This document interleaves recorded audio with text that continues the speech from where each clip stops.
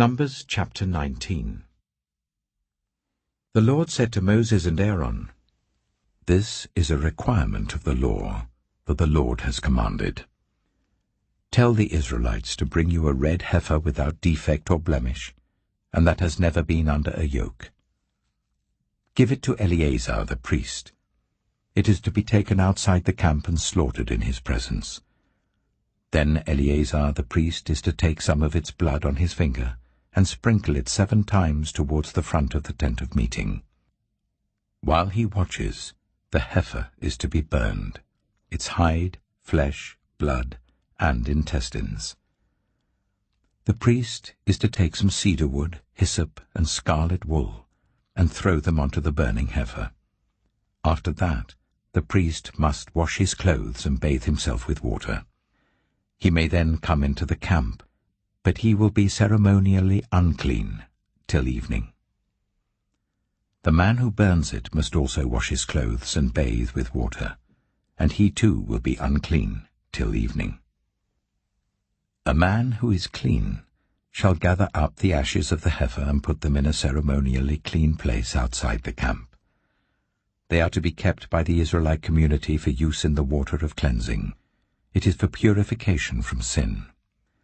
The man who gathers up the ashes of the heifer must also wash his clothes, and he too will be unclean till evening. This will be a lasting ordinance both for the Israelites and for the foreigners residing among them. Whoever touches a human corpse will be unclean for 7 days. They must purify themselves with the water on the 3rd day and on the 7th day.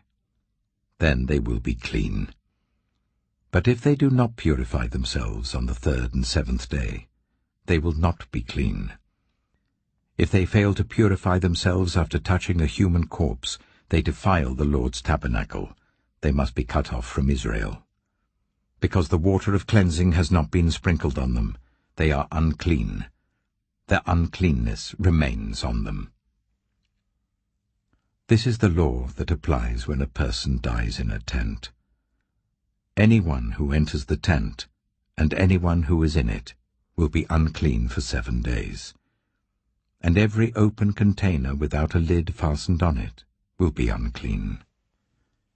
Anyone out in the open who touches someone who has been killed with a sword, or someone who has died a natural death, or anyone who touches a human bone or a grave, will be unclean for 7 days.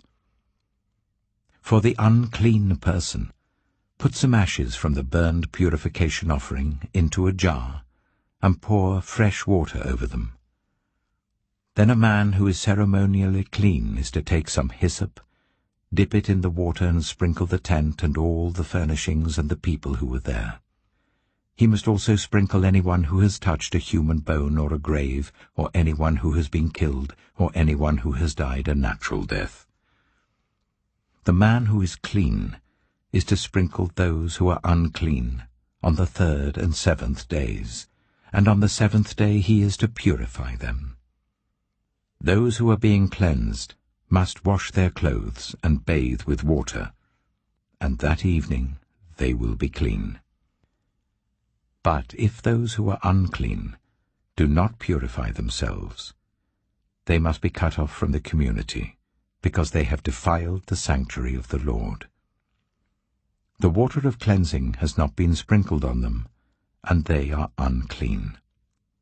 This is a lasting ordinance for them.